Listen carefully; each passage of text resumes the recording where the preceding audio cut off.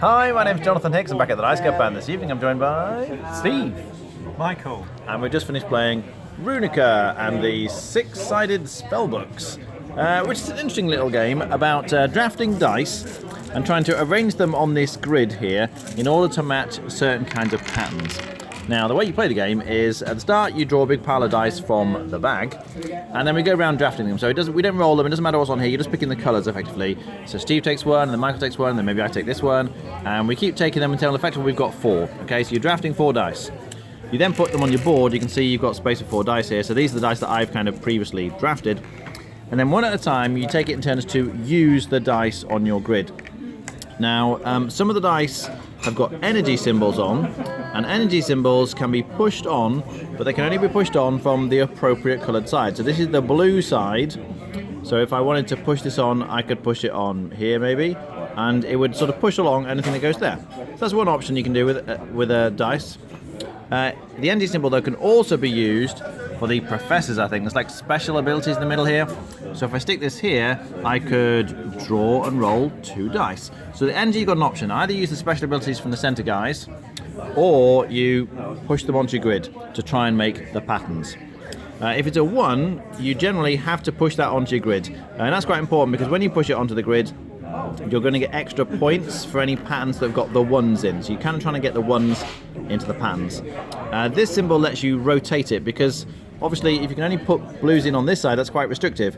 But when you use the little rotate thing, you can rotate the thing around the outside. Just tricky to do one-handed. There we go. And now I can push blue things in from a different side. And there's also I think the red dice has a replacing thing. This one lets you, it's like special for the red dice, but you can use that to replace dice of other colours. But pretty much that's the way it works. So in terms of making the patterns, these ones here, you have to have them in this kind of arrangement, although you can rotate it, rotations are allowed. They can be any colour you like as long as they're all the same colour. So that's an option, or you can get 4 of the same colour in a row, for example. This one specifically has to be blue. And when you manage to achieve one of these things, you kind of claim the card, and it's going to give you a special ability potentially. So once during the game, I'd flip this, and I could draw and roll 2 extra dice. Or this would be once per round. I could discard a die from my grid. Maybe it's in a place that's not very helpful.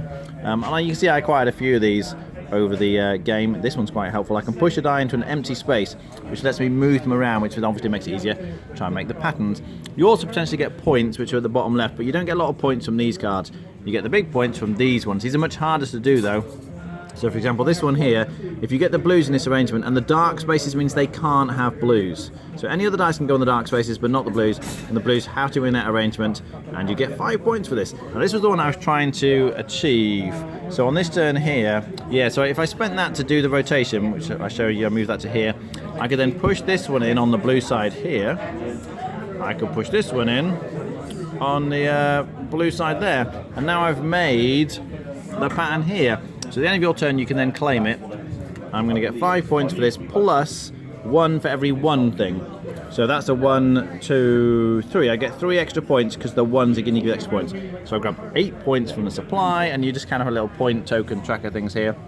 And essentially, the game end is the first person to 20 points. Once that happens, you sort of finish the round, and whoever has the most points wins.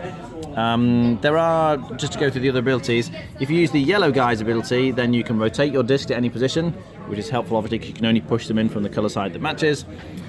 This one lets you discard another die and get a point if it has a 1 on it, if I were to discard this yellow one, for example. So if I had the right symbol here, actually these block you, so if someone else has used it you can't, but if you're the first person on the round, you go there, I can then discard that and get a point for it, so that would be good. And the green one lets you push a die into an adjacent space, so that, again, that can be quite handy. Each time you use one of those, you take your little token and stick them on there, and once you manage to get a token on all 4 of them, you get to claim some kind of spell merit thing, which will get me 2 points at the end of the game. These kind of vary in terms of the points you're getting from this deck, but then you get your tokens back. So these tokens just kind of track which of those you've used, and once you've used all of them once, you're getting the merits. These replenish after you've used them, and as I say, you're just racing to be the first to 20 points, really. What do I think? It feels like a less stringent game of Sagrada with more options. You've got loads of different faces on the dice you're going to try and do, and you're trying to move things around. A bit more of a spatial awareness game.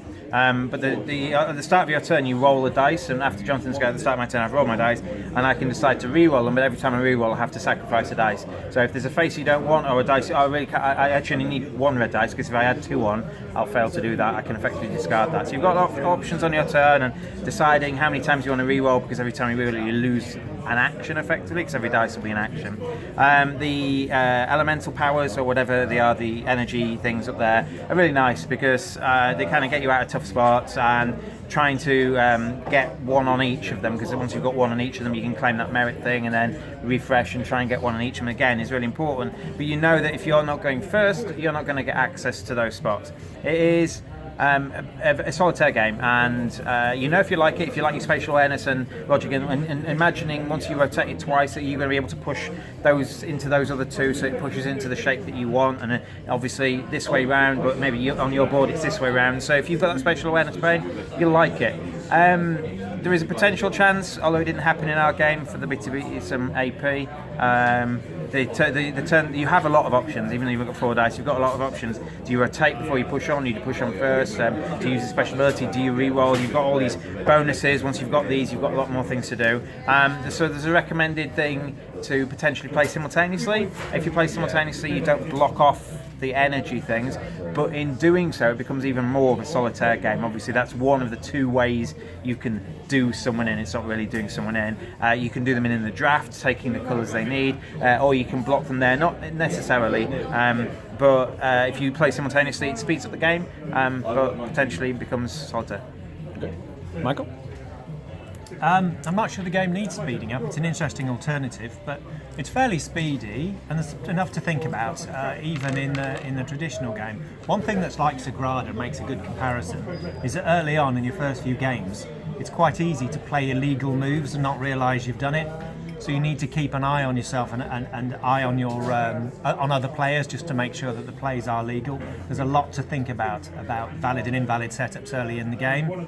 I liked it. I thought it was surprisingly quick, and even though the first few moves are a little dull, things speed up very quickly. Rating out of 10? Oh, it's 6 or 7, something like that. 6 to 7. Steve? I'll go for a 7. I really liked it. It's light enough. Like, in terms of the rules, it's fairly straightforward to explain, but it's thinky enough to really involve you on your turns. There's a little bit of downtime, as they're saying, when you're waiting for other people to take the turns. But if you're last, like, I'd spend all of their turns, if you like, thinking about what I could do on my turns, because there are so many options. Like, I could use this dice here, or maybe I should re-roll this one and try and use this one here.